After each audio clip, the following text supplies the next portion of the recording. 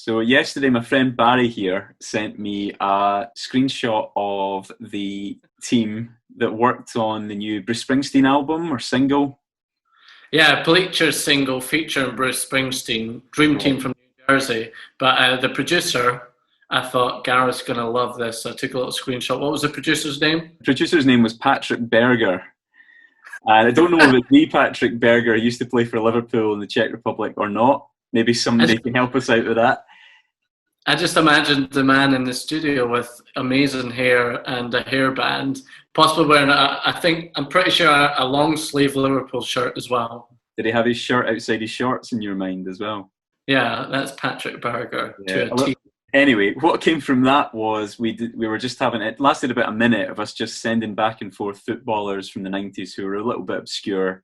And I think I said Vegard Hegem has a new single out as well. And then from that, we decided to try and think of the most random footballers, not necessarily the best, not necessarily the most cult, but just ones that made us laugh, basically. It really is a very difficult criteria. Just their very existence makes us laugh. So then I think you said we should do 3 for each position. Like a short list, and then come up with the funniest starting 11 that you and I can think of, purely in England though as well. No Scottish allowed, because this is from the point of view of two people who have lived in Scotland most of their lives, definitely in their childhood, gaining knowledge of the English Premier League, not really from seeing it, but from sticker albums and Sensible Soccer and early Championship Manager. But also, I'm the kind of person who, I put all the posters from Match magazine up on my wall like a collage. And the ones that I loved dearest they weren't the Dennis Bergkamps and stuff, you know. Give me a Rule Fox any day of the week. Give me a Darren Huckerby, like Peter Unlove and his Silent D. You know, you need something like that. Those posters that was what I loved. Are we going to say them as a naive, slightly ignorant 90s commentator might have said their name? Okay, that's a rule. That's the first rule. I think what we do is we'll pick our top 3 and then at the end we can reveal the rest of our list as well. I think we need to come clean and say that we actually chose the first 2 and then realised it was quite funny, so we thought we'd record the conversation. You went first. Yeah, definitely. Right, 90s pronunciation. Let me get in the zone. I'm going to go for in goals, Ed de Goey. It's in the Rudd Gullet sort of vibe with that G. Ed de Goey. Definitely not an obscure pick by any means. I think he's in for his name alone. I mean, that's one of the names that blew my mind when he came over to the Premiership. I actually thought of Ed de Goey as well straight up yesterday, but I thought he was too mainstream. But having looked up the pictures of him today when we spoke about this earlier on, I think he's a worthy contender for the goalkeeper. Such an iconic look to him. There's some great pictures of him when he was younger as well. Every single picture of Ed de Goey, he looks slightly confused. And this is him in his prime as a sort of young man. Why is his neck so even the spelling of that? Like, he's got that sort of look to him. He just looks like a thumb. Everything's wrong. This is him a little bit older as well. Yeah, that's more the Ed that I remember. I just wanted to show you what he looks like today as well. So there's the little update on. Still got the same haircut. Yeah, he didn't really ever have a haircut. No. Anyway, right, so my first pick was John Lukic. Yes, it was. who then I looked up, found out his real first name is Jovan Lukic. He's obviously anglicised himself because he wasn't quite sure if foreigners really could be accepted in the league. But I always thought, because I think of him from the 90s and think of him as very much a squad player, like 10 years worth of him in the Arsenal squad photo, but he never seems to play. But then he seems to have had quite a decent career at Arsenal in the 80s. Because I never knew that either. I remember him at Leeds. I knew he'd been at Arsenal before, but I didn't realise he'd played quite so many games, because it was about 260 games, wasn't it? Yeah, it was quite a lot. But then you told me a superb fact about him. Yeah, about the conspiracy theory that his mother, when she was pregnant with John Lukic, was on the Munich air disaster flight as a stewardess. It's just like somebody's seen that there was a woman called Lukic on the flight and thought, oh, I know, I've heard of John Lukic. That they must be the same family. So there would not be that many Lukic's in England. So that's presumably why they've jumped to conclusions. They might have checked first, like date of birth and stuff like that, though. So, well, we did get to this next one of mine, which is when we decided to stop talking about it. So after this one, we're in the dark about what each other's going to say. So, my next one was Shaka Hislop. Oh, Shaka Hislop. That's a great shout. I said to you earlier, like, I actually thought about this since you said this, right? Newcastle United at that time had Shaka Hislop, Shay Given, and Pavel Cernicek. Like, as far as like 3 top goalkeepers go in any squad, that's hard to beat. That's 3 great keepers. I remember when Newcastle had that lead, I remember Hislop got injured and Cernicek came back into the team. And in my young mind, I always thought that's what cost Newcastle the title. But it's very unfair on Pavel Cernicek, because as far as I'm aware, he's regarded as a decent keeper for Newcastle. And not just that they have 3 incredible keepers, but they had that, I was saying to you, they had that goalkeeper top as well. It was Adidas. I mean, this was like the time for Newcastle strips with the Newcastle Brown Ale oval sponsor, easily the best sponsor ever to don a football shirt. But the goalkeeper top was that, Newcastle Brown Ale, but it had like the kind of a lovely sunset, a really, really lovely sunset. What was on the silhouette at the bottom? Yeah, the Tyne Bridge was on there. It was like the skyline of Newcastle. Yeah, and lovely sunset. And the Newcastle Brown Ale just above the bridge, beautiful. And then they also had the home one. It was like black with white, grey and blue on it. It was like a lightning bolt. And it had like little grey sort of spots all over it. Pads all over it. 90s pad. Yeah. I want to mention a keeper, but I'm not going to in case anyone brings it up. But there's one keeper in particular I always think of pads. But I wonder how much they helped. It's amazing. At that point, the goalkeeper department of Newcastle was 3 great keepers and 2 great tops. Yeah. Shaka Hislop, obviously Trinidad and Tobago international legend. After you mentioned it, like you say, this is the last one that I knew was going to come. I looked him up. Well, he's born in Hackney. My favourite Shaka Hislop fact. What's his first name? His name's Neil. Neil. I thought this was Shaka Hislop from Trinidad, from the Caribbean, and instead it's Neil Hislop from Hackney. It's just a stage name he goes by. All marketing. It's the only reason I remember him. It worked. So we've sort of done an ABBA ABBA penalty shootout format as seen in the 2014 Under-17 Championship. Right, so then it's back to me for second choice, right? And I'm going to go for one of the 2 Kevin. Have you got a Kevin there? I've got a couple of Kevins on my list as well, yeah. Can I say both Kevins, or shall I leave one for you? Well, you can do. One of mine's got a wee mark next to them, so I can always change it, though. You just go with, it's your penalty. You go with what you want to. Well, I'm trying to choose which Kevin to go for. So you've got Pilkington. See, I even get them mixed up. Pilkington was at Chelsea. Nah, he was Man United. Right, but I'm going to go for Chelsea's Hitchcock. Perfect, yeah. He was on my list as well. But Who were you preferring, Pilkington or Hitchcock? I went for Pilkington. Oh, okay. Well, Yeah. I've gone for Hitchcock. Possibly related to Alfred Hitchcock, do we think? I would guess so, yeah. I think you should be in charge of Wikipedia browsing. So I clicked in personal life, which is obviously like, I mean, I'm sure you would agree, on any celebrity's page is the best part. And I was hoping for like, is the grandson of film director Alfred Hitchcock. The only thing it says here is one sentence about one of his relatives. Hitchcock's son, Tom, plays for Southern League side Bedford Town. That's the kind of detail we're after.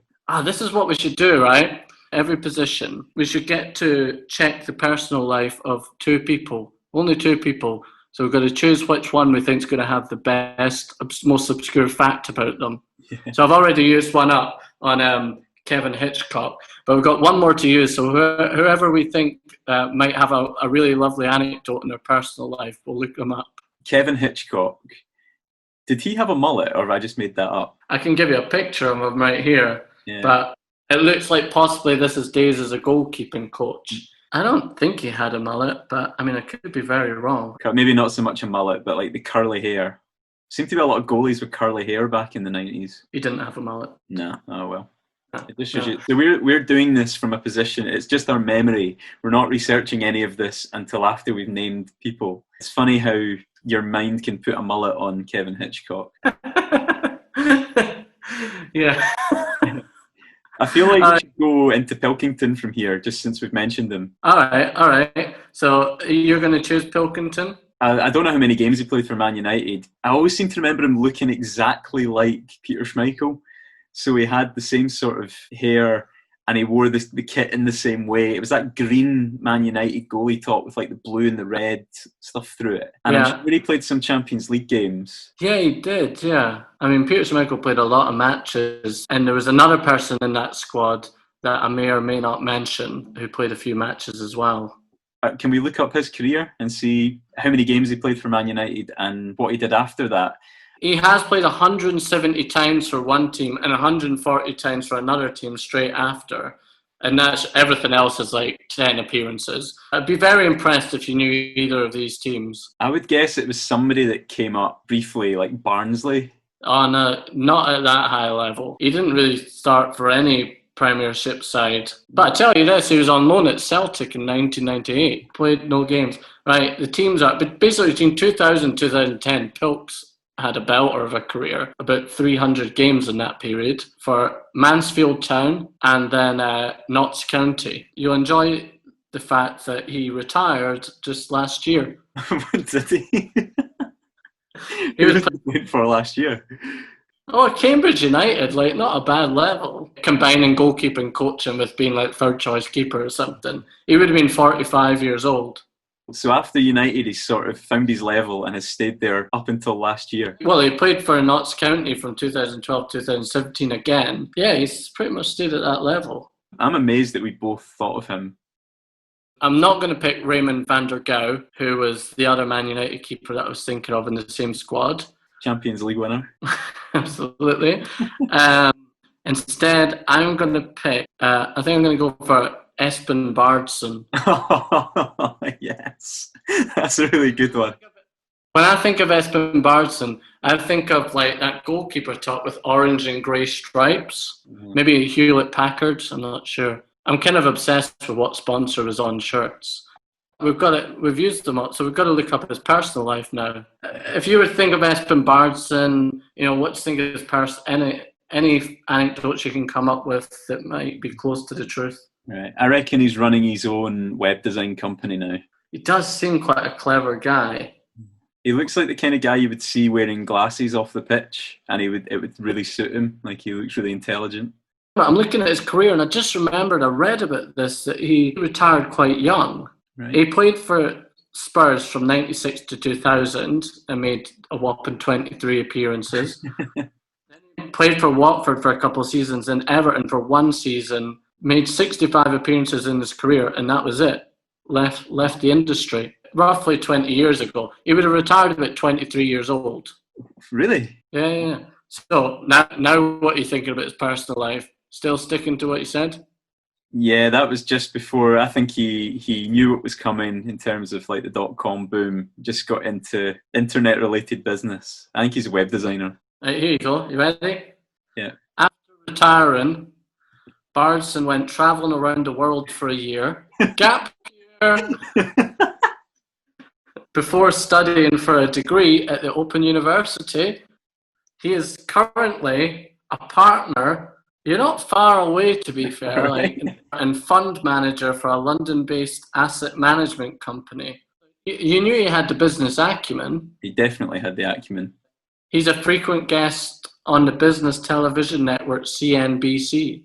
Where was he born? What country? Is he Norwegian? That's what I thought. He played for Norway 4 times, but he's actually born in America.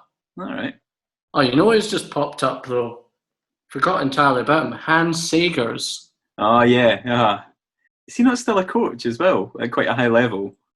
Coaching career.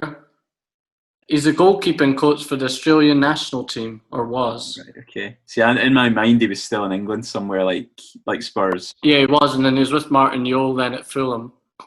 Claiming to have lost interest in the game, he retired at 25. Was Hans Sagers not a little bit of a cool goalkeeper of the 90s? I don't remember thinking that. No. I was a big Ian Walker fan, you see, Yeah. with his like long hair coming down. That's who I think of when I think of pads on the goalkeeper top, Ian Walker. But it's hard to look cool in a team photo next to Ian Walker, so I don't know if Hans Segers can be that cool. Yeah, I suppose not. Who else is on your long list? So the rest of my list was Mark Crossley, Oh yeah, he Nottingham Forest. Steve Ogrizovic. Ah, that's a good shit. Why didn't you go for him? I don't know. I feel like he's a sort of cult figure for Coventry City. He's just got a great name, doesn't he? It's the fact that Ogrizovic is so like fancy, and then you just put Steve in front of it. Well, John Lukic was guilty of the same thing. He had a cool first name and changed it. I bet you Steve Ogrizovic's first name's like Stefan or something. Probably, yeah. Then I had Ian Walker, Dmitry Karin. Yeah, I was thinking Dmitry Karin. I had Pavel Cernicek as well. You've said all of my long list apart from the man, the legend, the Estonian hero, Mark Poom. Mark Poom. His name is just so satisfying to say. Like, Poom. I love it. Boom. It's almost like onomatopoeic. When he kicks the ball, boom. He does that. I bet he runs up to the goal kick going, Mark. See, the Derby County fans missed a trick there. So remember, Scotland were meant to play Estonia, and it never happened. And they played the replay, and it was 0-0. And Mark Poom played in that game. That's the first time I'd ever heard of him. It seemed to be very soon after that he signed for Derby County. There was 3 more on my list as well, by the way. I thought of Les Seeley. I don't know who that is, actually. Oh, yes. I think he played for Man U at one point, but I think when I first heard of him, he was at West Ham, and he was quite old by that point as well. I've got a feeling he might have died a few years ago as well, quite young, as well as Pavel Cernicek as well. But Kevin Hitchcock was on there, and finally Tony Warner. Another one I don't know, Tony Warner. Yeah, he was Liverpool's backup keeper for David James. And I've got a feeling he also had a loan spell at Celtic. Where did P-Guy Arfikzad come into this dynamic? That's a great shout as well. Is it P-Guy? I think Arfikzad might have come in as Warner's replacement. Or he was Sander Westerveld's backup, was he not? Sander Westerveld was a good keeper, actually. He's another one that looks like he could run a web design company. Shall I look him up? He joined Liverpool in 1999, so we're on brand here. But the question is, does he run... he doesn't have a personal life. Oh, I'm sorry to end on such a sad note that Sander Westerveld has no sort of personal life going on. Anyway, it's been fun. It's been great. We must do the right backs next. All right, I'm on it. See you next time. Bye.